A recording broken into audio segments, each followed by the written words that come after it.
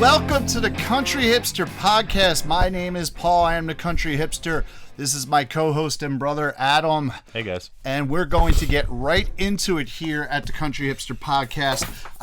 If you saw last week's episode, you know that we pulled a Booze and Vinyl episode. So we got the book right here. This is Booze and Vinyl Volume 1 by Andre Darlington and Tanaya Darlington. This is a great book. This is my book review of Booze and Vinyl. This is a very special episode because not only it is a Booze and Vinyl episode, but it's a Snacks and Vinyl episode. Yes, we got some snacks in here too. So the album we're going to be talking about this week is Vampire Weekend's debut album, Vampire Weekend. And there are two drinks listed on this. One is the Oxford Comma, and the other is the Cape Cod Cooler. So when we did this with the Smiths episode, we did try to do both drinks. One of them wasn't very good. One of them was pretty good. This one here... Yeah, one of them was rough. Yeah. This one here is not so much a case of we don't know if it would be good or not. It's that the ingredients were not particularly readily available, especially on the shortness that we're doing this. And that's the Oxford Comma. It seems like an interesting drink, but we're not doing the Oxford Comma today. Do you know what an Oxford Comma is? It's something with English, right? Yeah. It's when you how when you list something, you like on this table we have club soda, vodka, and a shaker. Oh, right. So the comma comes after. So you separate the vodka, comma, club soda, comma, and shaker. Right, There's an extra comma with the and that's what the Oxford Comma is. Yeah, no, fuck that comma. As the song says, who gives a fuck about Oxford Comma? Exactly. So we are not making the Oxford Comma, but that is one of the things in here about these recipes here. We will be making the Cape Cod Cooler, and we have prepared the snack that goes with this. So, reading this, they basically the genre that the writers give Vampire Weekend is probably pretty accurate, like indie rock, indie pop, and world beat. And when do you spin this? At a yacht rock party, which I could kind of see. Like, I think of yacht rock, and I'm thinking like Steely Dan and Hall & Oates and shit like that. But I could see how this would fit in there and kind of like that preppy sense and whatnot. Which actually, the drink we're going to be making, the Cape Cod Cooler, it says, yes, the preppy drink of choice. That is how it starts off there. So I'm looking forward to this. This the Cape Cod Cooler. It's vodka, cranberry, lime, and some club soda. I mean, and I love all those things. Which is very basic. Yes. So I'm gonna make that up real quick, and then we are gonna talk about what we're gonna be eating here to go with it. Right. So I already prepared the ice in my shaker. Oh, I need the recipe open because I'm not that good. All right. So I'm gonna make this like a double. I'm gonna make a double here. So we'll do this right. Once again, I was previously a bartender. I generally wouldn't do, measure it out in a shot glass. I would just kind of do it. But for the sake of accuracy to the recipe and making sure we're doing this right, I am measuring out the alcohol to its fullest to make sure that we're making this as accurately and as close to the recipe as possible. The other thing with the Oxford Comma drink, I mean, some of these drinks that are in here are real, handcrafted drinks, which actually, I don't think I was ever a good enough bartender to make some of these. So my feeling is that it would probably taste like shit because I didn't make it right. Not that the recipe is bad. No. But you should definitely pick up this book and try some of these recipes yourself. I say volume 2 of the book as well, which will be eventually featured on one of the episodes. I can't remember which albums correspond with it. Now you say that in the thing it's the preppy drink of the preppy drink of choice. Yes. And it's kind of fitting because are you aware of how Vampire Weekend formed? I am not. The 4 founding members all met while attending Columbia University. Ah, okay. And nothing says preppy more than an Ivy League college. Wait, is Columbia Ivy League? It is. I just Googled it. Oh, okay. There you go. There you go. Oop, that's a little too much, but that's all right. That's all right. I like a little extra lime. All right, so we got that done. Mixing the ingredients here. I'm not telling you what's in the drink. You have to look. Well, I told you the ingredients. I'm not telling you the measurements. I want you to look it up yourself. I want you to get this book. It's a great book. That is a great review of this book. It is, yeah. And you should get this book. The review will definitely be altered depending on how good this drink and how good these lettuce wraps are. Yes. So first we're gonna talk about we're gonna make the drink here.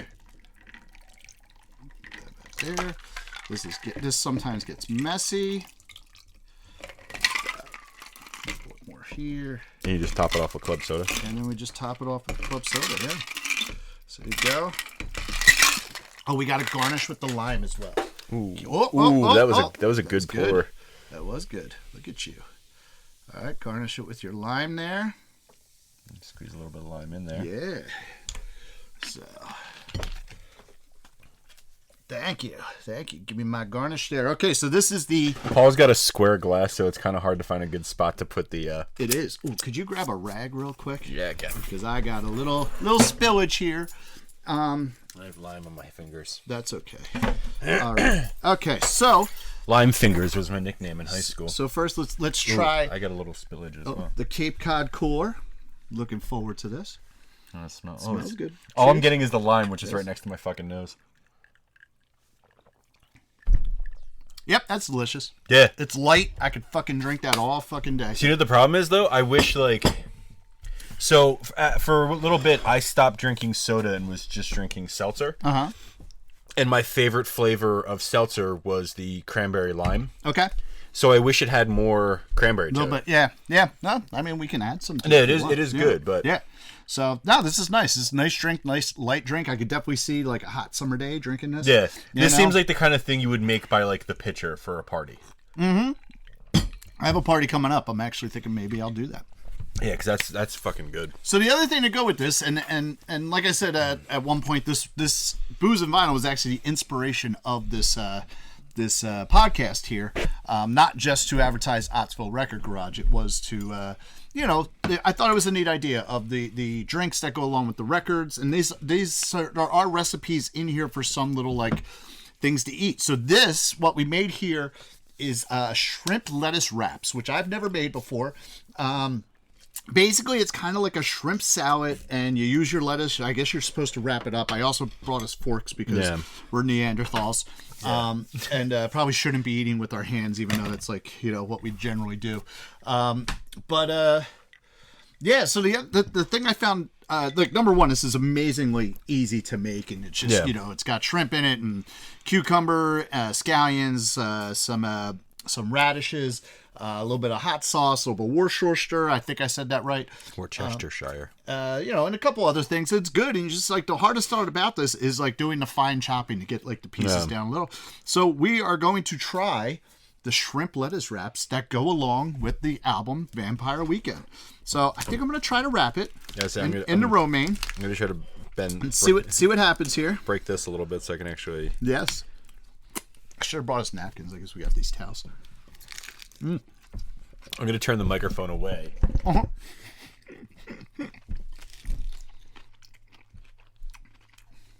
It's not bad.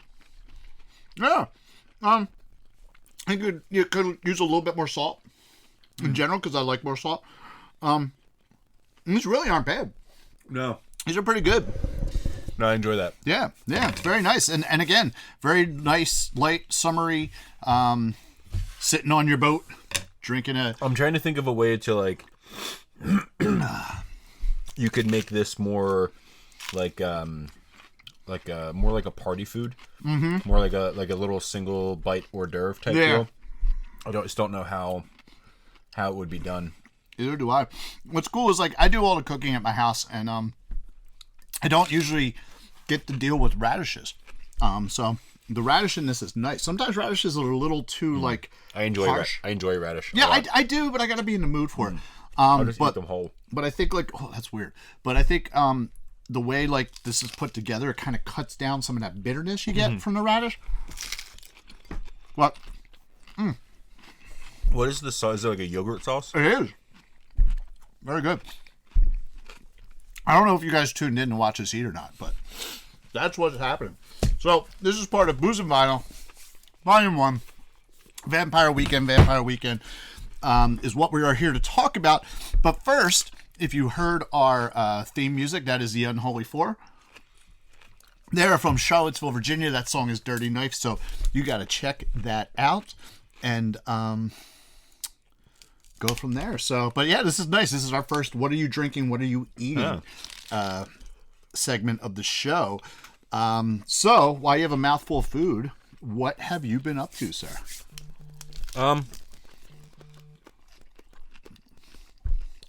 Same shit as always.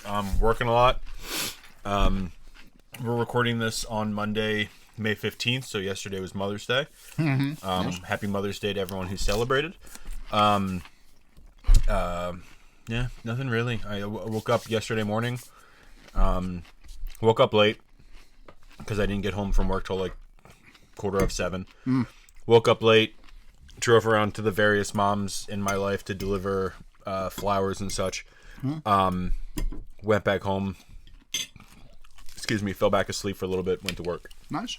And spent the rest of the night like driving a forklift around moving pallets of mulch. So, but nothing really. I finally watched season 4 of Stranger Things. Oh, okay. Yeah. Yep. I was talking. Oh, wait. Isn't that the one that's coming out? I fucking love Stranger Things. No. It's good. I've always enjoyed the show. And it kind of upset me a little bit. Just because like I feel like they spent a lot of time on Steve and Nancy, and then nothing fucking came from it. Spoiler alert. But it was a good season. I'm excited because I'm assuming season 5 is going to be the final season. So I'm looking forward to that. But really, that's about it. Work and Stranger Things. Very nice. Very nice. I have a mouthful of food here. I played some shows over the weekend. I actually did 3 shows in a 24-hour period, which was pretty crazy. So Friday night, we had our guest of on for our Billy Joel episode, which is Bob Hurst from the Bogside Roast. So Friday night, he and I played at Spellbound Brewing, which I have some of their beers for us to drink today, in Mount Holly, New Jersey. I started that show at 7 o'clock on Friday. At 2:30 the next day, Saturday afternoon, I was playing at the Philadelphia Fla Irish Festival at Birmingham 6. And then at 5 o'clock, I was up at the Horse in Sellersville to do my... That's too much. That's way too much. Yeah, well, that's basically 3 shows in a 24-hour period. It was a lot of fun. I got to tell you, man, like... being in Birmingham 6 and we've been doing it for so long, like we've had really good shows and we've had really bad shows and we've had shows that are just okay. Saturday, like our set, like it was like one of those things like, can I get that cranberry juice? Yeah, it's one of those things where you play a set and you're like fuck, we're on, we're tight, we sound good. And so we did. We sounded really good. I do have some upcoming shows. This is the commercial part of it as well. June 2nd, I will be at the Bristol AOH for my first Friday show on June 2nd. June 3rd is the first Saturday of the month of June. I am not playing the second Saturday at the Horse because they have something else going on. A little more cranberry? Okay. A little bit of cranberry makes it. But there you go, a little bit more cranberry. But I am playing the Horse on June 3rd. And then the most important day of the year, June 4th, Sunday, June 4th. I'm not playing anywhere, but I am celebrating my motherfucking birthday. There you go. You do anything special? We are going to the Iron Pigs game on Sunday. Oh, okay. So that'll be good. The Iron Pigs are the AAA affiliate of the Philadelphia Phillies, the National League champion Philadelphia Phillies, I might add. Yeah, so that's pretty much what I've been up to. Although I got to share this. So you guys got to see a small glimpse of my beautiful daughter, my baby, Regina, who came to the world to us in Oh, hold on, let me pause it. Oh, don't pause it. So she came to the world in December, and I'm a stay-home dad, and one of the coolest things I get to do is hang out with my kid and play music and run an online record store and talk to this knucklehead for a few hours every week about records and music and stuff like that. But some of the most fun I have is like what happened this afternoon. I'm sitting there with Regina. She's sitting on my lap, and everything I did and said, she just found fucking hysterical.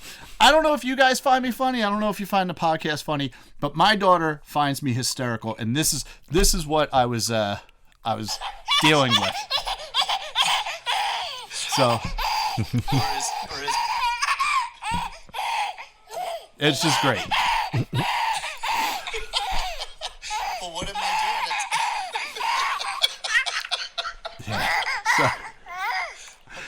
So and that was actually the calm version of it. About a few minutes before that, before I actually like recorded like the audio of her laughing, she was even funnier. Like I could not get a word out. I don't know what it was. She's just sitting on my lap. I wasn't tickling her or anything. And I'm just talking to her. Yeah. And she found it fucking hysterical. So. You just said that you don't know if people find the podcast funny, but some people find the podcast entertaining. Paul sent me something very interesting the other day. Sent me an email that apparently the Country Hipster podcast is position 248 in the category of music commentary on Apple Music. Yes. So nationally ranked. Yes, nationally ranked Country Hipster podcast. We don't know how many music commentary podcasts there are. 248. Yeah, there might be 248. We might be in last place, but that's all right. So we'll take last place. It's like a semi-pro, the championship for fourth place. Let's get fourth place. Let's get last place. We don't care. We're being recognized. So for those who listen on Apple Music or Spotify or wherever you get it, please YouTube. Thank you so much for listening. Thank you. Continue to listen. Please subscribe, like it, follow. We have the Instagram. We have the Facebook page. You can also get to the Country Hipster podcast through OttsvilleRecordGarage.com. So, we appreciate that, and we appreciate you listening and putting us on the rankings of the Apple Music podcast. Yes, thank you guys. So last week we started something. We started. Oh, yeah, we did. I was like, what did we start? I'm going to call this Katie Watch. Katie Watch 2023. Katie Watch 2023. It's like Panda Watch. But, so Adam, was here. We talked about it last week. My wife was away, and, since we moved in, she wanted Adam to fill in this like over our cabinet spot where the people before us tried to do something fancy, but it really wasn't working. So it was basically a big dead space over the cabinet. And so we moved in about a year and a half ago, and it was one of the first things she wanted him to do, and he hadn't done it yet because he's Adam and he has a life other than coming here and doing stuff for us. It's understandable. But so we did that, and Adam also, we have a dartboard, and we set the dartboard up here in the Ottsville Record Garage. We had to do like a little like plywood thing on the back because otherwise, where it is like the perfect spot for the garage and whatnot. But it was just studs and insulation, so we had to put the plywood up there. Well, I say we, I meant Adam. I did. Yes. That goes back to my supply chain manager days. I always said we did this. No, it was my fucking workers who did it. I didn't do shit. I just took the credit because that's what managers do. No. But at any rate, so we did this, and we didn't eat the ingredients. I kind of want to make another one of this. Oh yeah. I'm just gonna free ball it though. There you go. So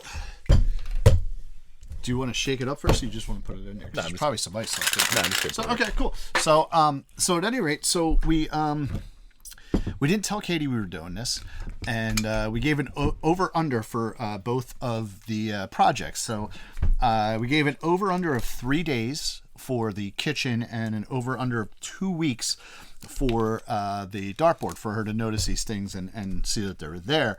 I said she would notice the kitchen in 2 days. Adam said it was even, so I took the under on the kitchen. And then on the dartboard, I took the over at 3 weeks, and I don't remember what you took. I took under. I think I said a week and a half. Oh, it's right. Okay, so we are a week into this, and my wife still has not noticed that the space above the the pantry has been filled in and is fixed, and actually it looks amazing. It looks, which is probably one of the reasons why she doesn't notice, because it blends. It just blends, and it's perfect. You did a really good job on that. So we're a week in, and Katie does not realize that this is done yet. And obviously she doesn't come down to the garage that often, so she doesn't know about the dartboard yet either. Jack knows about it. But we said, like, hey, you can't tell us. So it's like this secret in my house. Like, everybody knows about these things. Regina knows about it too. Yeah. But Katie doesn't know and hasn't noticed. So I'm like really in that, like, should we just start dropping hints? Should we, you know what I mean, do something? Should I be like, hey, look up there? You know what I mean? Like, what is that, a spider web? Kind of like the Three Amigos. Like, look up here. You know what I mean? So, but so we'll see. We'll see what happens. We'll see if she notices and when she notices, and if you know Katie. Like, see, that's the thing. So she's also behind on listening to the podcast because she just listened to. She just finished the Smiths one, which I think was this episode 4. Sure. Yeah. It was episode 4. So she listened to the Smiths podcast on her trip back from Pittsburgh because she had a long ride.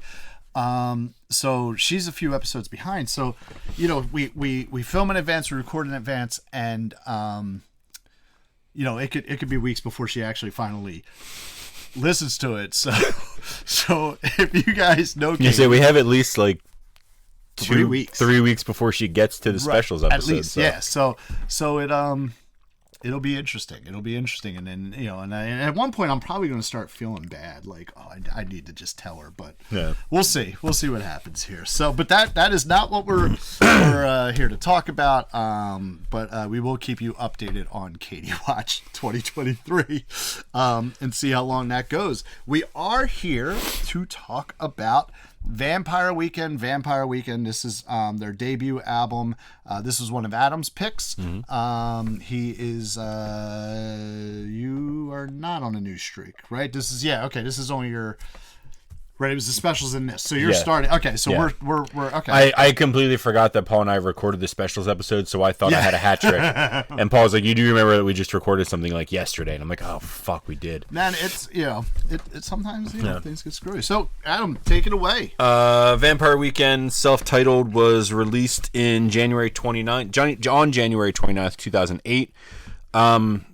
There's a whole bunch of nonsense listed for the studio it was recorded in. Mm-hmm. It says like Lerner E573.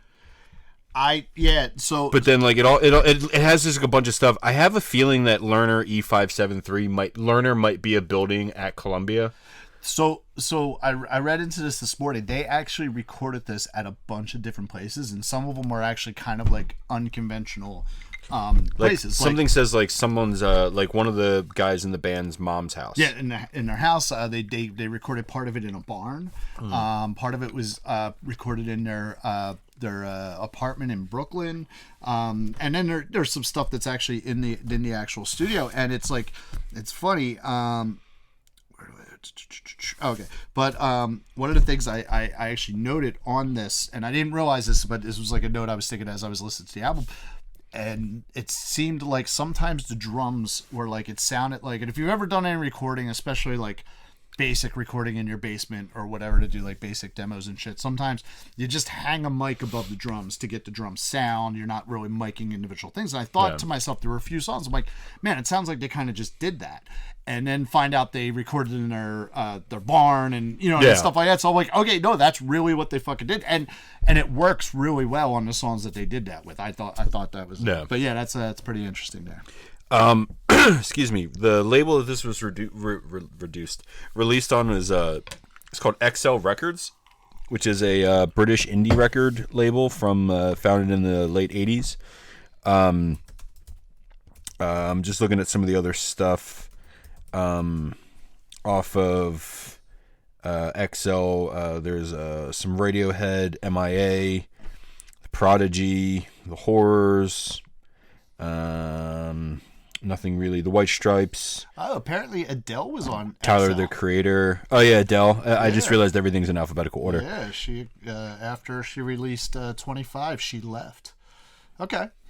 Oh, so some names on there. Okay. The album was produced by, I'm gonna butcher his name, Rostam Batmanglij, who is one of the founding members of the band. He's one of the plays guitar, plays a bunch of the anytime there's like any key, any piano, any organ type stuff, it's him playing it. Okay.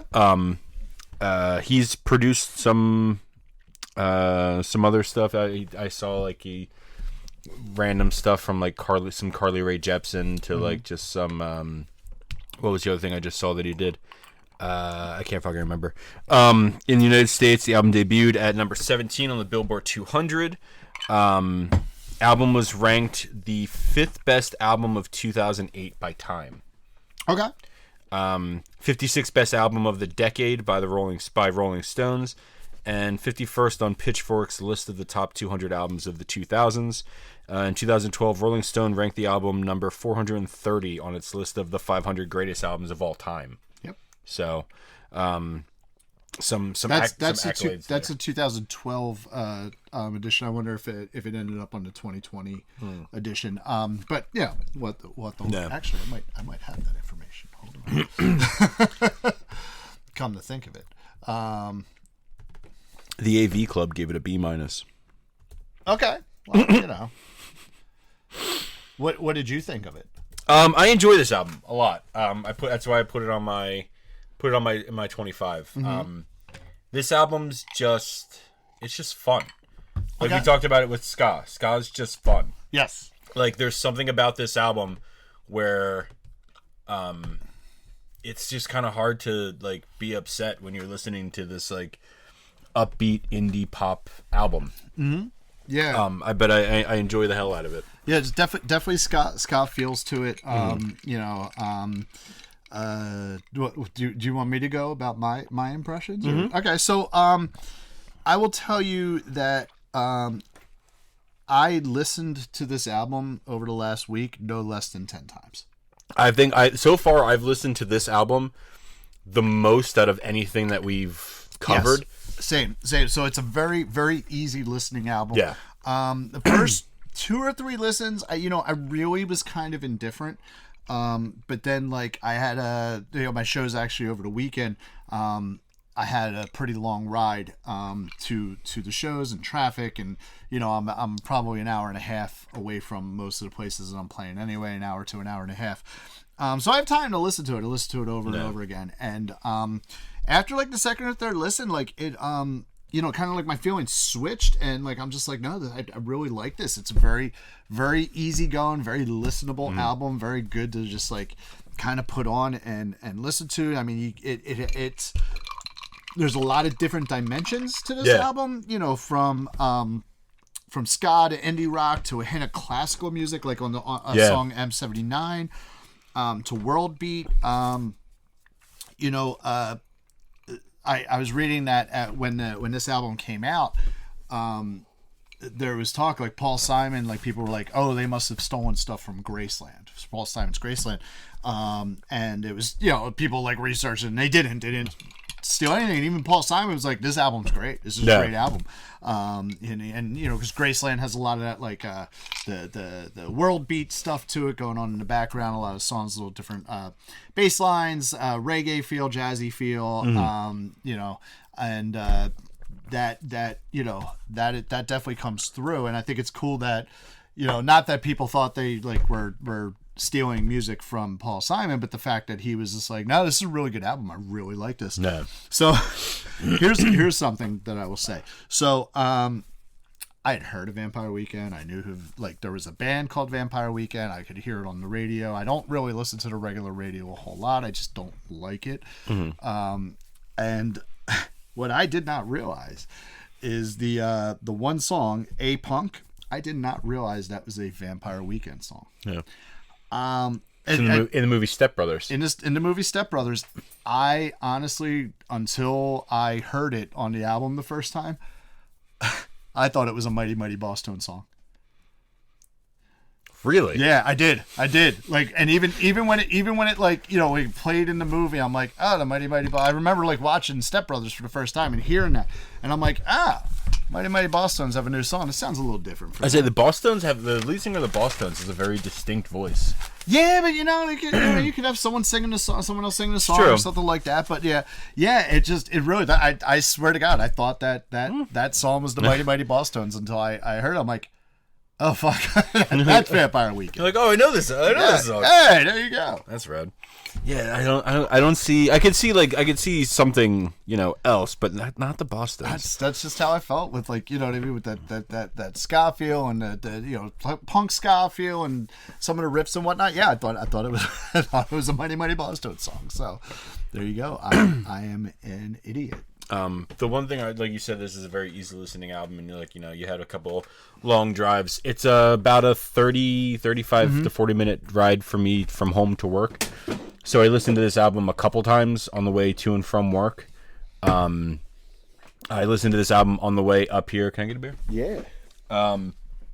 Listened to the album on the way up here today, and then after I started after I finished this album, I put on their second album, Contra.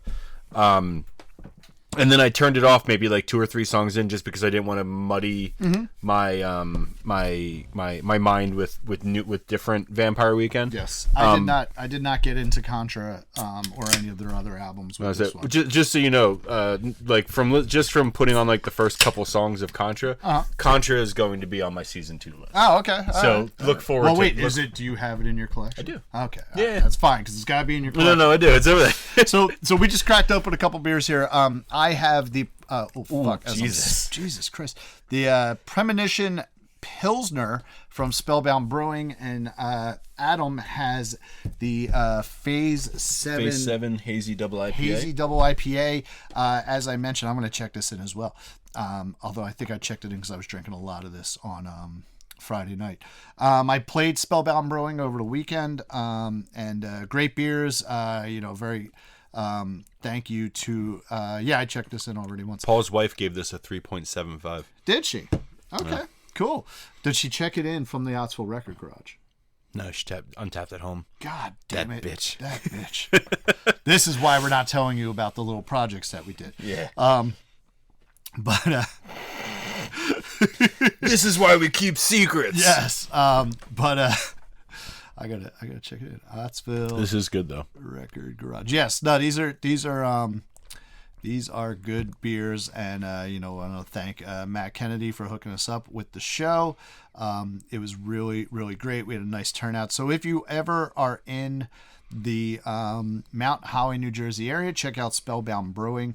And it's good. They have a lot of different beers. I will say that the Pilsner is actually better on tap than it is out of the can. It's still delicious in the can, but it's better on tap than it is out of the can. And the Hazy Double is pretty good too. Most things are better on tap. Well, yeah, than they are. That's true. So, so you were saying? What was I saying? Oh, I don't know.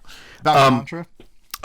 Yeah. So I'd put I turned Contra on my way up here after I listened to the self-titled, and I was like, oh man, because actually my favorite Vampire Weekend song is on Contra. So is it written by the Mighty Mighty Bosstones? It is actually. Oh, okay, good. So the Contra, for season 2, Contra will most likely be one of my albums for season 2. Way to ruin season 2. Hey, I'm sorry. In all fairness, what episode is this? 9 yes. Into 50 episodes of so, season 1. Yes, so I'm sure in 41 episodes, people will have forgotten that I mentioned that Contra will be on my season 2. That's true. That is true. That probably will happen. I'm trying to remember where I heard Vampire Weekend. I think our brother Zach played it for us. Like played A-Punk for me, and because I remember A-Punk being the first song that I heard. And then I remember listening to the album after the fact and not really caring for it all that much. And then kind of like you said, after a couple listens, it kind of grew on me. It's like a fungus album. Yeah. You know what I mean? And I've said that they call it a fungus album because you get it, you're like, and then you listen to it a few times and then like you said, it grows on you. I was like that with The Counting Crows, August and everything after, and that is not on season 1. Might be on season 2 since Adam's ruining season 2. I'll ruin season 2. But no, that's like one of those albums that grew on me. I didn't like it at first, and it grew, and I think this was a fungus album. I think if I didn't have to, well, I mean, I will tell you, I will say it. Like if we weren't doing this podcast, I wouldn't have listened to the album. I wouldn't have seeked the album. Yeah. I wouldn't have continue to listen to it, especially since I thought it was the Mighty Mighty Boss Tones who did that one song. Yeah. I probably would have been looking for the Mighty Mighty Boss Tones, like, dude, where's that fucking song that was in Step Brothers? Realizing it's not the Mighty Mighty Boss Tones.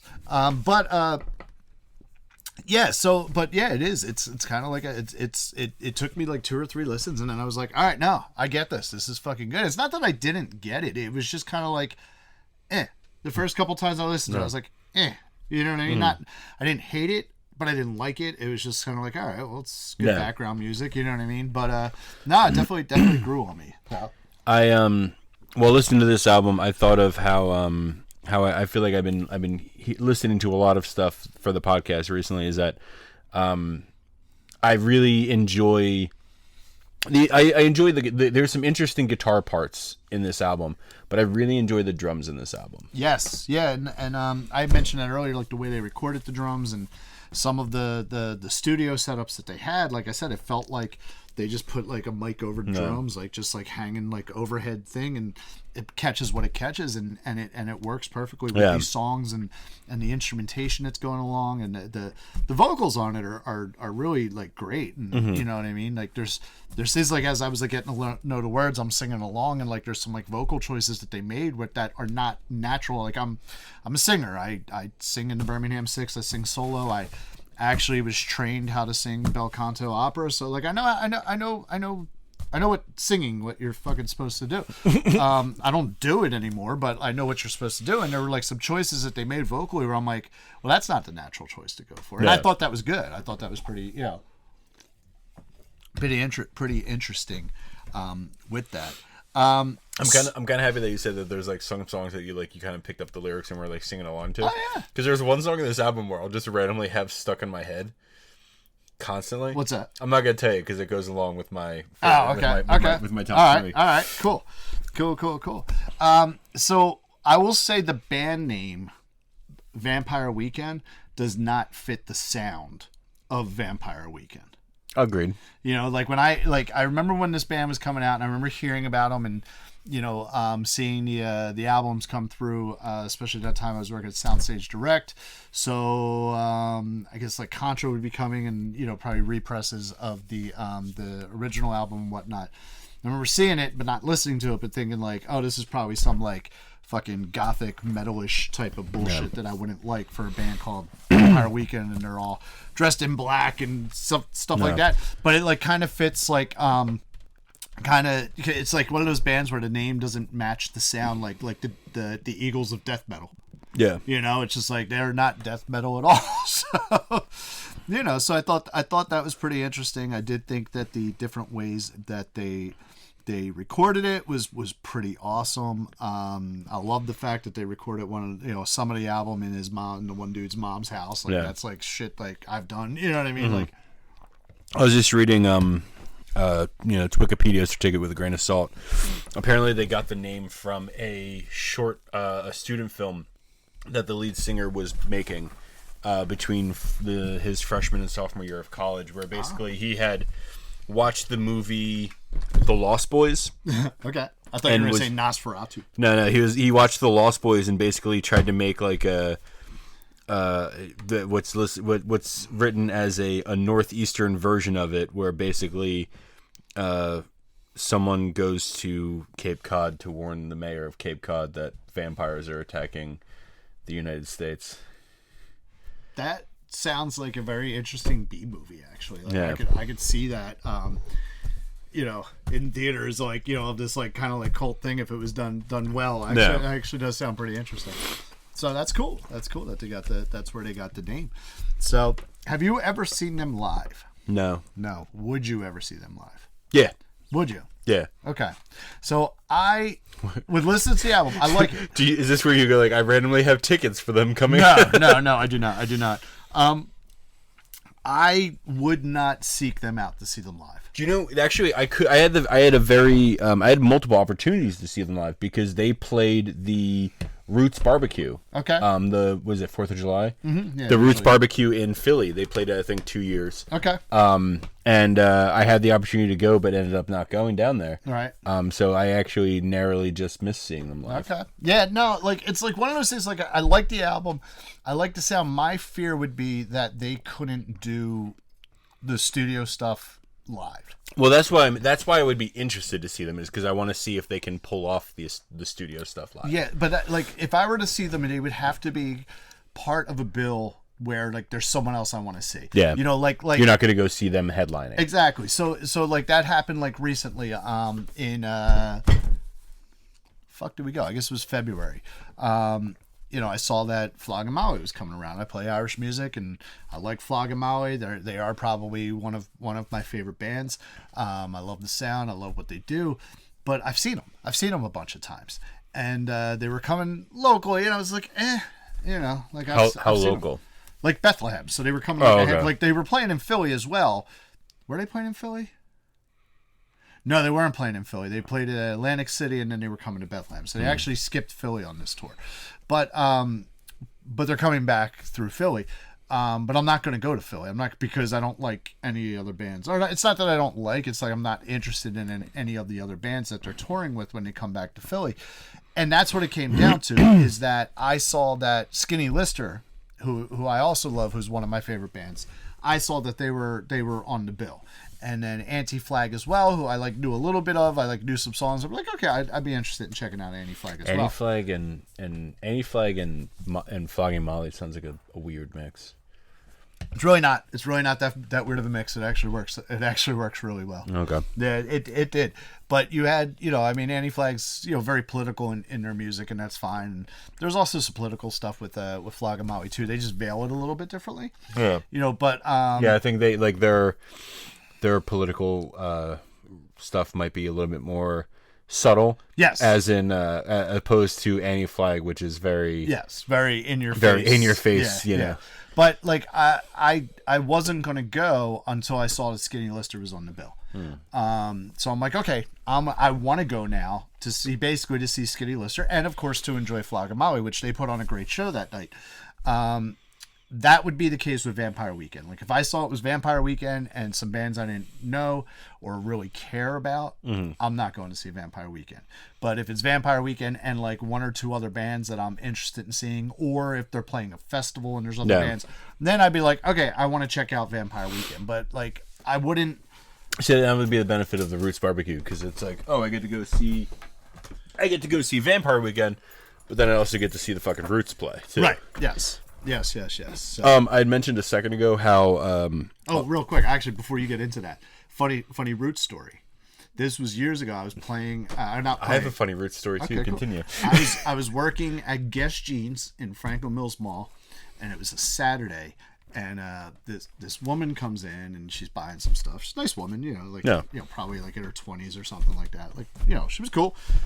And we're talking, and she's on the phone, and she gets up to the counter, and I'm getting ready to ring her up, and she's on her phone, and she gets off, and she's like, I'm really sorry, I fucking hate doing that, but like, she's like, I'm one of the people who works with the Roots, and they're here, and they're playing Philly tonight, and the tour bus is outside, so they're calling me to find out where the fuck I am so they can leave.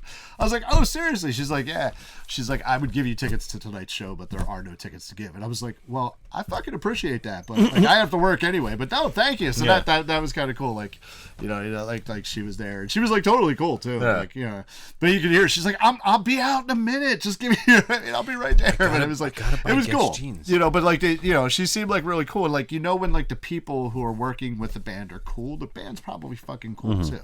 So, but anyway, go on. My funny Roots story is one time, Zach and I, who were we going to see? I think it was like for my birthday. Zach got me tickets to see. It was, I want to say it was Me Without You, a band called Dredge. Well, now I know I wasn't there. No, it was Me Without You, a band called Dredge, the Blood Brothers, and Cody and Cambria was the headliner. Okay. At the Electric Factory. So Zach and I had gotten the L down to Spring Garden. We're walking up Spring Garden to the venue, and we walk past the gym, and Questlove just walks out of the gym. Nice. And we're like, why does that guy look so fucking familiar? They're like, that's fucking Questlove. Yeah.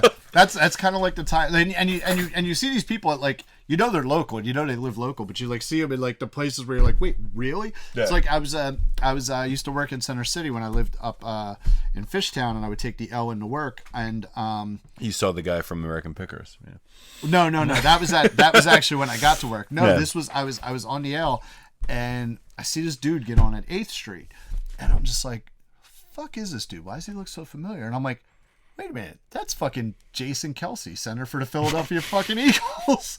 Like, just standing there on the L. And so, like, I'm like, I wonder if he's getting off of 15th Street like I am. And he was, because I assume he either lives in like Old City or at the time lived in Old City, or like lived in Jersey and took the Paco line over. But he was basically took the L to 15th Street, and anybody who is familiar with the Frankfurt L, which does not go to heaven, it just goes to Frankfurt. If you get off of 15th Street, you get a free interchange to the Broad Street line. And the Broad Street line is a subway that will take you directly down to the stadium area, which has Lincoln Financial Field and Citizens Bank Park, as well as the Eagles training facility of the NovaCare Center. So my assumption is he was, I was like, I wonder if he's going to get off 15th Street. And he did.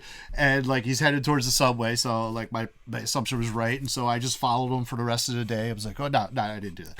But, Just followed him. yes, I know all this detail. I was like, yeah.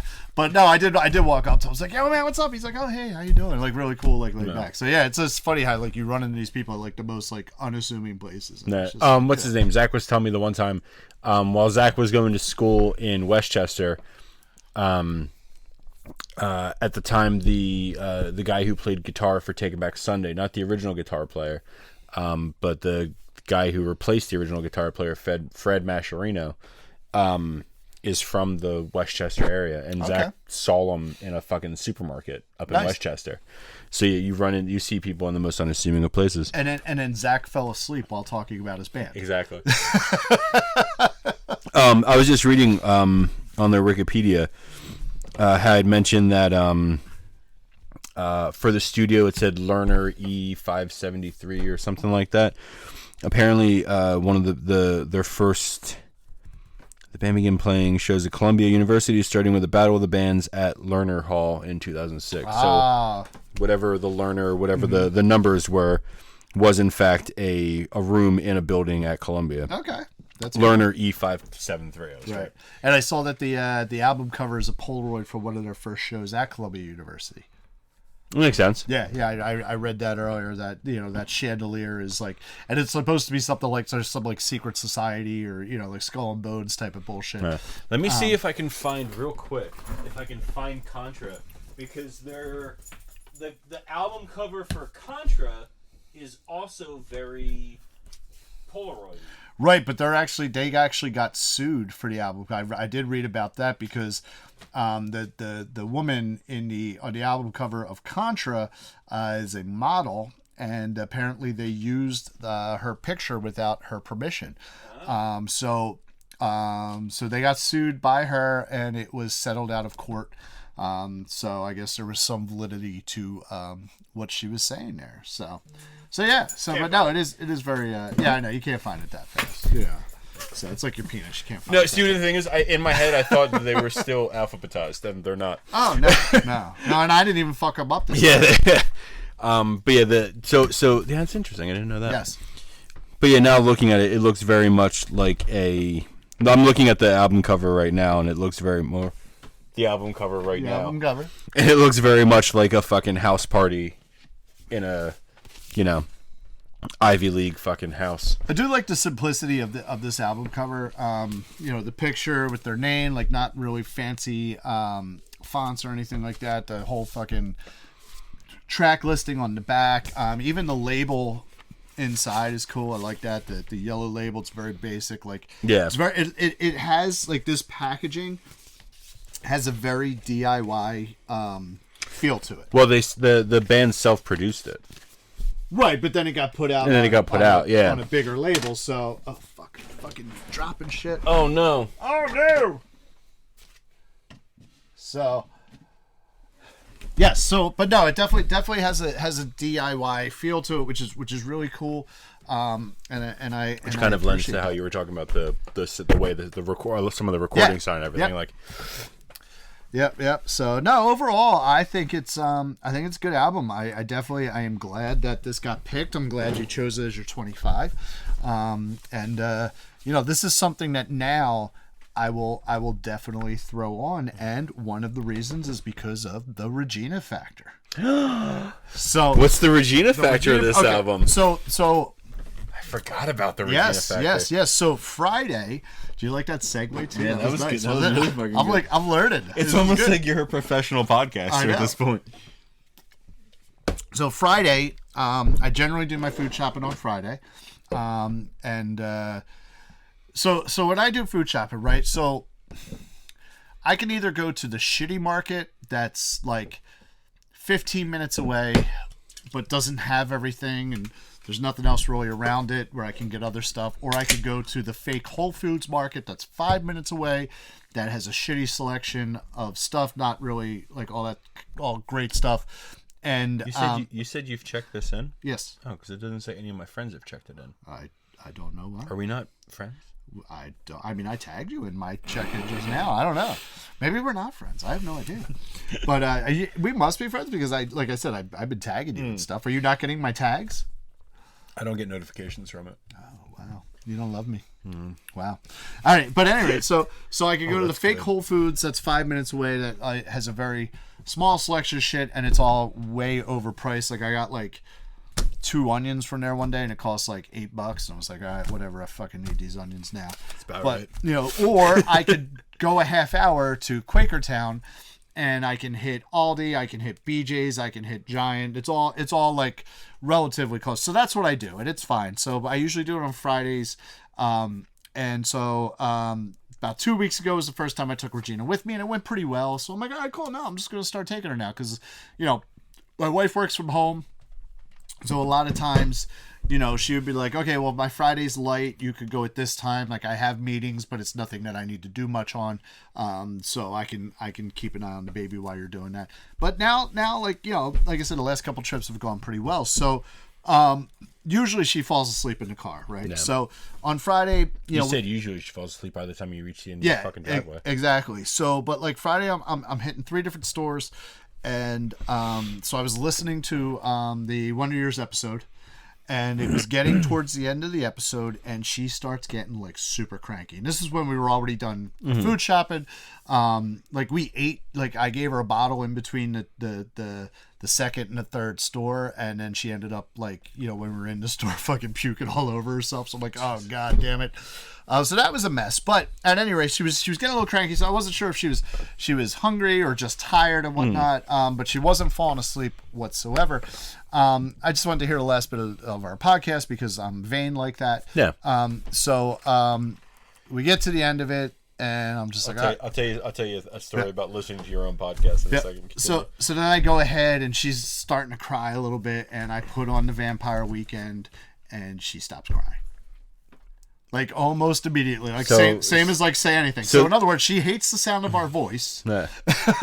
Well, we found that out today. So I think we mentioned in the specials episode that Paul's daughter Regina loves Little Shop of Horrors. She loves Little Shop. So when I came over today, the credits were rolling on Little Shop of Horrors, and I walked over and I was like, "Oh, were you watching your favorite?" And then I started singing "Suddenly Seymour," and the second I started crying, the fucking lip did that. She started fucking wave thing that babies' lips do when they're about to cry. And I'm like, oh no, I'm sorry.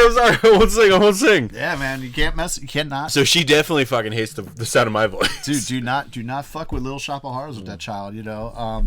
My son Jack, who is our editor, director, and producer, set up a server so that way we put like our movies onto the server, like our DVDs and our Blu-rays and shit like that. We put it onto the server so that way we could watch them because Little Shop of Horrors isn't readily available to stream. So I got the DVD, and so that's on there. And then like the server was down for a few days. I don't know why. I don't know shit about this stuff. Nah. And so like he got it back up yesterday. So she went a few days without Little Shop of Horrors, so she was missing it. So She was sitting in her fucking swing, just scratching her neck. yeah, she's like, where's my Seymour? Where's my Seymour? Yeah, she needs her Seymour Clubboard. But yeah, so this goes down. The Regina factor on this is that she likes Vampire Weekend. So That's awesome. So there you go. So I forget where we are with that exactly. Let me see if I have the Regina factor up here. I don't think I do. Let me get the Regina factor up. Nope, it's not that one. Regina factor. So of the albums that we've done, this is our 9th album. She likes 4, dislikes 2, and is indifferent to 3. So just because the 3 that she's indifferent to, I don't know that I played them for her, or you know what I mean, because we didn't have the Regina factor at that point. But this goes down to one of the 4 that she that we are assuming Regina likes. That's awesome. So. So they go, what do you do? Jesus, I picked it. I thought I had it higher on the can when I went to pick it up. My God. You were like, oh, I got this beer. Yes, but that's different. I'm your older brother. I'm here to judge you. That's fair. Yes. So, 3 favorite songs. What are your 3 favorite songs in this album? Are you picking them out like right now? No, I just wanted to look over them really quickly again, just to make sure I wasn't missing anything. It's tough. Mm-hmm. The song, definitely on my list, the song that I said that I constantly have stuck in my head. 1, Blake's Got a New Face. Okay. I'll constantly just be sitting there like Jared, like, constantly, just out of the fucking blue. Even if I haven't listened to the album in a while, or that song in a while. I will just say, if you never do that again, it will be too soon. Yeah, that hurt my soul. I want to throw Cape Cod Quasha Quasha on there, and it's kind of a toss-up between I Stand Corrected and Oxford Comma. Okay. What about you? All right, so my number 1 is actually I Stand Corrected. Mm-hmm. So I like the song. The fucking drums in that. The drums in that whole song is actually, and that's why I said like this album has different dimensions to it. It has different, it's not just a ska album, it's not just a pop album, it's not just an indie rock album. That song's a little more indie rock. It's funny, one of the reasons I actually like that song is because at first it actually kind of reminds me of a Joy Division song, and I love Joy Division, but even more so, I want to hear, like, because I'm listening to the song and it's getting to the chorus, and try to do this. Try to listen to it, and think about The National covering this song, and that guy and the guy who sings for The National, especially at the chorus, like that's what I hear in that chorus. It's like I stand corrected, like very like, you know what I mean? Because it's got that like almost that like whole, a croonery. Yeah, exactly. And you could like that's what I heard. I actually had to go back and think like, oh, what the fuck is that? Like, what is it reminding me of? Because at first it was like the Joy Division, but then I thought it was like, oh no, this guy's voices reminded me of Pulp, and so I went and listened to the Pulp song that it was around. I was like, nope, that's not it. And then I was like flipping through some shit. I'm like, oh, that's it. This fucking like the vocal line and the way he sings it, like I could hear the fucking National doing a cover of this, and like it'd be like fucking right on. So that is my number 1. Number 2 is Oxford Comma. No. Fucking love and the first line got me right away. Who gives a fuck about an Oxford Comma? Because just like the don't. Yep. But yeah, and plus like I felt that lyric because I was married to a grammar nerd, and my landlord for 8 years was a grammar nerd. So yes, who gives a fuck about an Oxford Comma? No one gives a fuck. So but no, that was my number 2, and my number 3. I also have a toss up for my number 3 between Walcott and Campus. Okay. Yeah, both solid songs. So I couldn't decide between the two of those. Now I was thinking about this a lot on the way up here, because I was listening to it again on the way up, and I knew at some point we were going to ask each other our least favorite song on the album. Yes. And I had a very hard time. Okay. What is your least favorite song on the album? It is A-Punk because I thought it was the Mighty Mighty Boston's. See, like I had a hard time because, like I said, plus the other reason is it's like I get it. That's like the popular song, and it was in Step Brothers, and you know it has that like the catchy you know what I mean, which is fine. But it's the album is a complete album. That's one of the things like we've talked about where like I look for a complete album. The album is a complete album from front to back. But if you could take a song off of that album and it not be there and the album's still the same, A-Punk. A-Punk, yeah. I was thinking about it and just like it's really hard to. It's like we've talked about it before. It's trying to pick a song that you don't like. It's not that I don't like it. It's just that like by default, one of these. How many is it? 10 songs? 11. 11 songs? Yeah. One of these 11 songs has to be lesser than the others. Yes. I kind of want to go M79. Okay. Yeah, I can see that too. No, I can see it's a good song. But that's no, the thing. I really enjoy that song. Yes. But of the album, I think that's the weak link. Yes. Okay. But I enjoy all like the organ at the beginning, the string parts of it. Like it's a good fucking song, but on the album, I think it's the weak link. Okay, I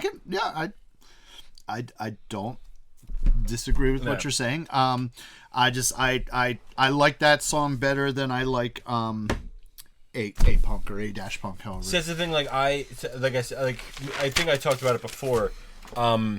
Me and our brother Zach have this theory that we talk about. Where your first exposure to a band is always going to be your favorite version of that band. Probably, yeah. Uh-huh. And A-Punk was my first exposure, so I kind of have a special place in my heart for that song on this album. Right. So it's funny because not to bring it back to the Counting Crows, where you say that your first impression of a band is probably going to be your favorite.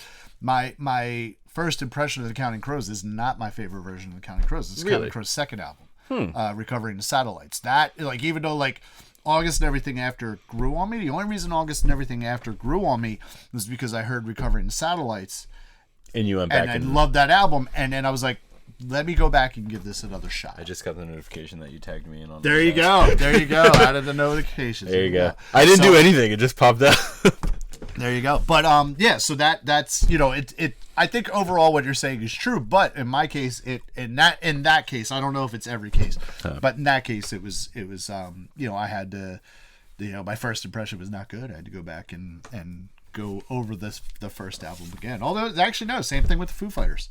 Hated the Foo Fighters. Yeah, you said that. You know what I mean? Until I heard the Colors and the Shapes, and then I went back. And the first album is the one with the fucking ray gun, the DL-44. Is that what it is? It looks like I don't think it's exactly Han Solo's gun, but it looks like Han Solo's gun. Okay, but yeah, no, that is I actually went back and listened to that album, and I still don't like that album. Like I still can't get into that album. Even what's on the original? On the first Foo Fighters? That one where they did the fucking commercial, like the Mentos commercial video.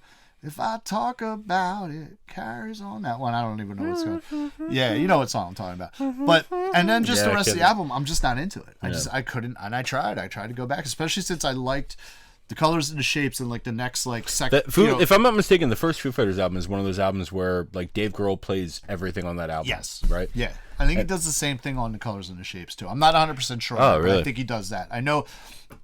I'm almost positive he did the studio drums on it. But no, the very first album, yes, he plays everything. But I think the second one too. I don't think it's till the third album where he actually had other people playing. Actually, speaking of people for studio albums, there's it just reminded me because we were talking about Foo Fighters. There's a Coheed and Cambria album. I can't remember which Coheed and Cambria album it was, but they switched. They got a new drummer for this album, and the drummer who they got was the drummer for the Dillinger Escape Plan. Okay. And if I'm not mistaken, he was still under contract by Equal Vision, so he legally could not play on another record label. It happens, yep. So he taught all of the drum parts for that album to the late Taylor Hawkins. Taylor Hawkins. Yeah. We haven't had a dead person. We haven't had any dead people. There you go, Taylor Hawkins. He taught all the drum parts to Taylor Hawkins, so Taylor Hawkins plays drums on that Coheed and Cambria album. Oh, neat. So, but other artists too who have like played all the instruments on their album. Lenny Kravitz, Mama Said, he plays all the instruments on Mama Said. Drums and everything. Like when I actually found that out and that he did the drums, I was like, oh fuck, really? Like he's like I like Lenny Kravitz before, and I liked him even more after like finding out like he did all the instrumentation on Mama Said. I liked him even more after seeing his performance in the Hunger Games movies. That's right, he was in that. I like Lenny Kravitz. It's funny. I like Lenny Kravitz's daughter. Yes. I actually auditioned for Lenny Kravitz's band. Not in person. Explain. I didn't get to do it in person. So I was 18 years old, and they're literally this was before Mama Said. This was before Mama Said came out. I saw an ad, and it literally said, "We need a drummer. We need bass. We need whatever else for Lenny Kravitz band upcoming tour. Da da da da da. Send in your demo tapes to." I had an address and this and I looked it up. I'm like, oh shit, this is actually legit. So I took my the demo from Disunion and I packaged it up and said, here I am. Da da da. My name's Paul Weiss. I'm in Philly. Here's my bass stuff, and sent it to him, and I heard nothing. But I did it. So in my mind, I auditioned for Lenny Kravitz. So yeah, It's a story I've never heard before. yeah. I don't tell it very often. Yeah. So, because there's just nothing to it. Like I literally, I don't know that he heard it. He probably never even heard it. It's almost like I almost hooked up with Katie Holmes. Well, I did almost hook up with Katie Holmes. But this one's actually a little more concrete. Like, Yeah. you know what I mean? Like I'm sure somebody of some assistant to an assistant to an assistant probably heard it and was like, this is not what he's looking for. I'm sure. I doubt Lenny Kravitz heard my tape because obviously he would have fucking picked me. Yeah. But no, it's just, you know. Obviously. Yes, but no, but yeah, so that was you know, I sent a because I figured like fuck it, what I got. You know, my girlfriend at the time, who turned out to be my wife, my ex-wife, wasn't pregnant yet, so what did I have to lose? Fuck it. I'm gonna, you know what I mean? Fucking audition for Lenny Kravitz. You've led an interesting life, Paul. I have led an interesting life. And here I am doing this. And You keep telling me random stories that I've never heard before, and I'm like, you did some shit, dude. I did. And the thing is like, most of it's true, man. You know what I mean? Like, you know, when you say the thing, like what do you know, what was that movie with the Ty Cobb movie, right? With fucking dude who played Two-Face in the back of fucking, I mean, he's been in Tommy Lee Jones. Right? So he plays Ty Cobb, and you had You're talking about the coal miner's daughter? No, I'm not. But anyway, he played Ty Cobb in a Ty Cobb movie. The Fugitive? And no Country for Old Men? Nope. Men in Black 2. Men in Black 2. There you go. Yes, that guy. But at any rate, he was Ty Cobb, and the whole thing was like the story of like it was pretty much the story of the guy who wrote the Ty Cobb biography. And you know, and the real story of what he like, right, and it was different from what he wrote in the book. And he said, you know, when it comes down to it, do you print the truth or do you print the legend? Yeah. So you have to figure out what is the truth and what is the legend. Yeah. So there you go. Exactly. Most of it's true. But at any rate, so we are at the most important part of the podcast, yes, which is the value. We had already determined that we were so close last week that this album was definitely worth more than $1. So we knew you were going to take the lead here. Well, right? you were at like 170. I was at 170. You were at 169. Yeah. You know, probably the only time you've ever been at 69. So, hey, do you know why Miss Piggy can't count to 70? Why? Because she gets a frog in her throat every time she gets to 69. Oh God. Man, if we Thank you. If we weren't canceled from your country lesbian thing, I think we might have just been pushing the cancellation thing. So that's okay. Controversy again. You print the legend. So there's no such thing as bad press. There is not. No, there is, but. All right, so this is this version here. What happens, right? What happens if, like, sometime throughout the course of this week, or not this week, 3 weeks ahead because that's when this episode will be posted. You send me a post. You send me a picture of an email saying that we're no longer 248. We're number 1. Yeah, I know. Because my Mr. Mistaky Jim. It would be awesome. It would be like the Howard Stern thing. Like they said, like people who dislike Howard Stern listen to him to see what he's going to say next. People who like Howard Stern listen to him to see what he's going to say next. Yeah. So that could be us. Exactly. So your copy here. This is a 2008 pressing on black vinyl, presumably an original pressing. It does not have the repressing matrix. Which usually, with a lot of these has like an RE1 or an RE2 or something, you know what I mean? Something like that. So presumably this is an original pressing, or if it is, it's not. It's a very early repress where they didn't change the matrix on it. It's a cool album. You have the cool lyric sheet in here. You also have your download card still in it. I don't know if you ever used it. I never used it. I never used it. No. Yeah, I never used them either. I just do it. But no, and like I said, I love the packaging of this album. I love the simplicity about it, the very DIY feel to it. Actually, now that you mention it, about the download card, I think this may have been one of the albums that Zach bought while he was at college, and then gave to me when he got back because he didn't have a turntable. Oh, okay. This may be I can't remember, but this may have been one of those albums. So Zach may have used it, but I never did. Yeah, well, it's still in here. Yeah. In the jacket. So, and it's funny because there is a note too that basically says like you get 3. If you share this download, they say you could share this download code with your friends, but it's only good for 3 downloads. So if you share it, use it fast. Like make sure you get your download. Yeah, which is kind of funny. I'm like, okay, cool. No, I respect that. But now you can just go on Apple Music or Spotify or whatever, so you don't actually have to download it. But at any rate, you're on YouTube. Yes, your very good plus. Suggested retail price on this one is $15.61, which brings it at $16 since we round up. And that brings your running total to $185 to my running total of $170. And that is, how many albums is that? That is, I think it's 5 albums to 4. Yes, you are at 5 albums. I am at 4 albums. What else you got to say about this album or anything? You got any other final thoughts? No, just I remember I remember playing this album for my mom. Okay. And her enjoying it just because it had kind of like a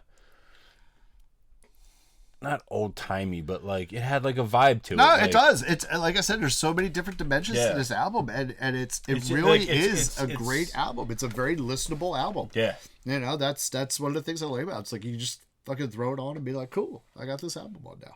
Yeah, so it's definitely a good one. Yeah, I mean, I love that they do a Mighty Mighty Boss Tones cover. Yeah, that's like the best part. But. That's awesome. No, it's a great album, and again, this is another one that from your list that I will say that when I saw this in your list, I wasn't. Let me ask you a question. I wasn't turned off by some of your other stuff, like Say Anything Is a Real Boy. So yeah, let me ask you a question. So far of the albums that we've done of mine, you've found 2 that you enjoyed. Which did you enjoy more? The Upsides by the Wonder Years or Vampire Weekend self-titled? Oh, I also like Stardust. Well, Stardust is different. I mean,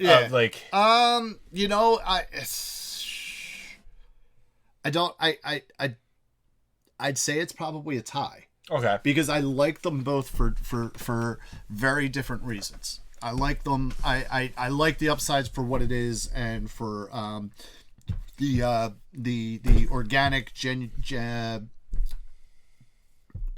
just how genuine that album is. For some reason in my head you were saying gentrification. No, but I mean they did live in South Philly before gentrification. So, but and I love that album. I that's one of those albums where like I wish that I was more open-minded to music that was coming out in the early 2000s than I was. I'm much more open-minded to it now than I was then.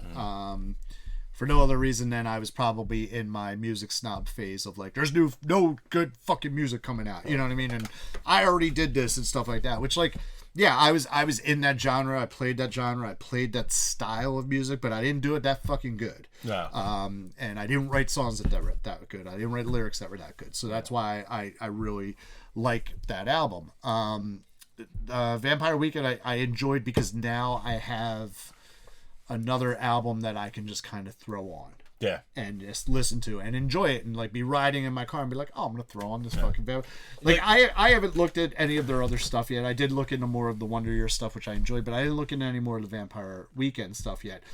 I'll give it a shot, but you know what I mean. Like I know that I'm gonna listen to. Like this is one of those things I know I'm gonna listen to. The thing I like about Vampire Weekend is like if you invited people over for dinner and drinks, you could just kind of throw this on in the background. You could put this album on, make a Cape Cod cooler and some fucking shrimp wraps, shrimp lettuce wraps, and you could have a party.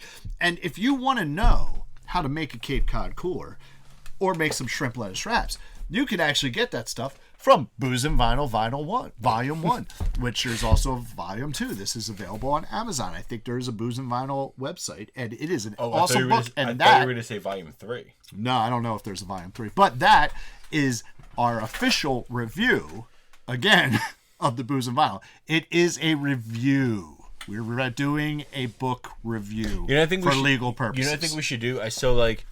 I always hated. So I used to go to school to become a high school teacher, a high school English teacher. And I always hated when people said, "Oh, the teacher failed me."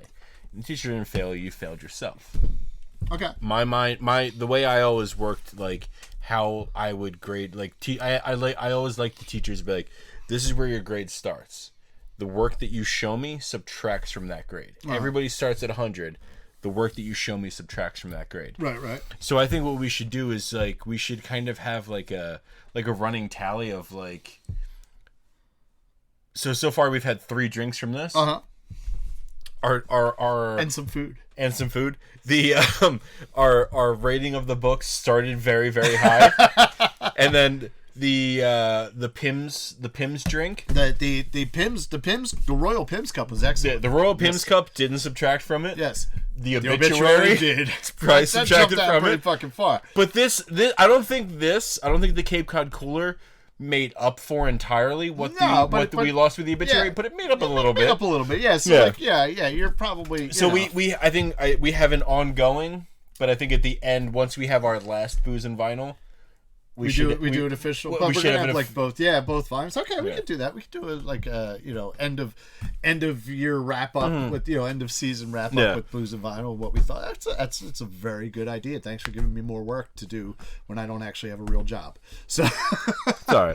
All right. So speaking of real jobs and not having them, let's bring out the box of Michael. Where's it at? The box of Mike. Did I draw last week? Yes. Yes, you did. I just broke a corner. Did you? I did. Fucking break it. Well, maybe you need to be better at building shitty. You could have just stopped at you need to be better. Like, you didn't have to get it. Oh, man, you're fucking throwing envelopes everywhere? Throwing number 46. I don't want 46. Watch, I end up with... I swear to God, if you pick number 46... I'll put my hand over to stop this shit. Okay. All right, so there we go, and I'm going to mix it up some more. So that way we know that it is very well mixed. Again, we have no idea what is in the envelopes, even though we wrote up the cards. We mixed everything up. We numbered them at random. And I have... Oh, shit, it's 46. No, it's not. It is number 29. That was the thing. I thought when you numbered them, you numbered yours 1 through 25. Oh, no. And then numbered mine 26 through 50. No. And then after the fact, finding out that you just numbered them. So what I did, and you can actually see it in the pilot, is I'm sitting there with the envelopes, and I'm just fucking... Yeah. Actually, no, you can't see it in the pilot. You can see it and mix it up, but like, because we numbered them beforehand. But before that, we put them in the envelopes, and, before we numbered them, I just mixed the fuck out of them. I just kept mixing them up. Then I started numbering them. Now, the mistake I made was this, and it wasn't really a mistake. It was out of necessity. They didn't have just solid white cards. They had it was like a multicolored pack, bright fluorescent colors. So where I made the fucking mistake was not mixing up the cards before we did it. So like all like I think like all of mine might be pink. You have a mix of pink, yellow, and blue. Yeah. So so that's kind of like the disappointing thing in a way for me, because I like the idea. I like the suspense factor.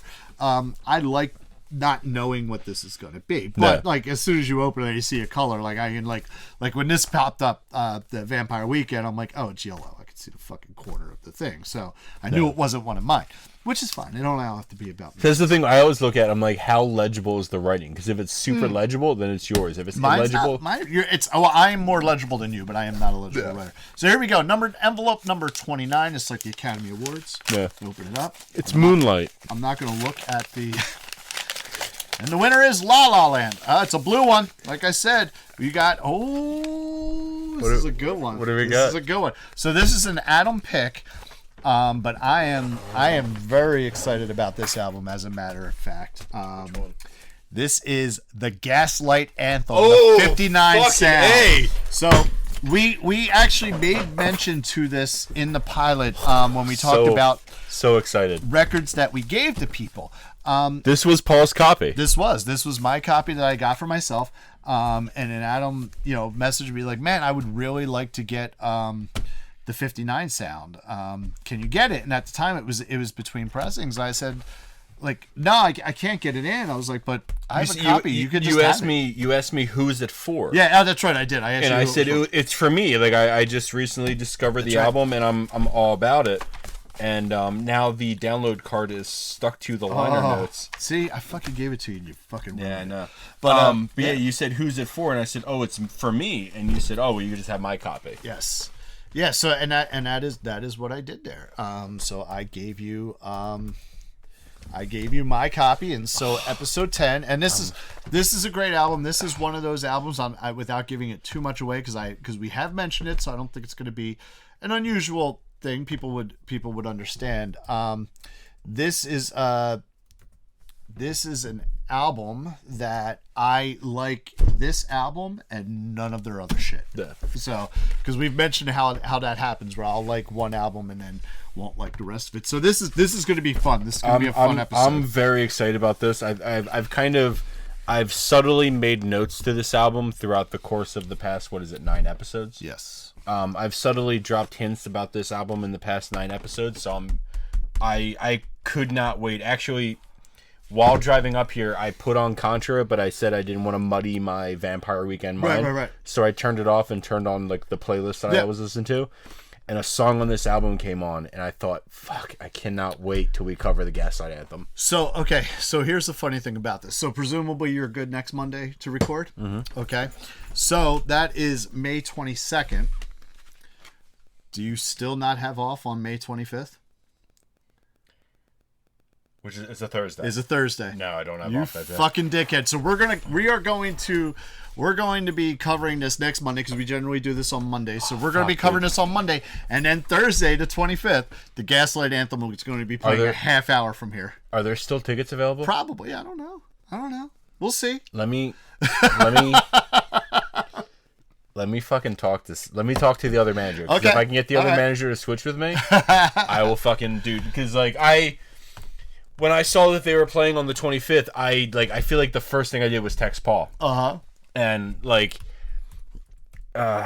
don't want to get into it, because I want to save it for the recording. Okay. I don't want to get into it, but we'll save it for recording. Let me talk to him and see if I can get him to switch with me. Okay. If I can get him to switch with me, we're going to that fucking show. All right, so that actually be pretty cool if we actually do the album on Monday and then Thursday go see them. That would actually be pretty fucking cool. So we'll see. We'll see if that happens, because we might have a concert review the following week as well. So that's all I got about Vampire Weekend. Great album. Very glad it was on the thing. Very much looking forward to listening to the Gaslight Anthem for the next week. I've listened to this album a million times already. This is I'm gonna stop. I'm gonna shut up, because we're gonna get into the fucking Gaslight Anthem thing. But at any rate, this is good. This is exciting. I am Paul, the country hipster. This is Adam, the country lesbian. Or whatever we were calling you. As long as you don't call me late for dinner, am I right? Am I right? Oh, there you go. Stop it. Stinger.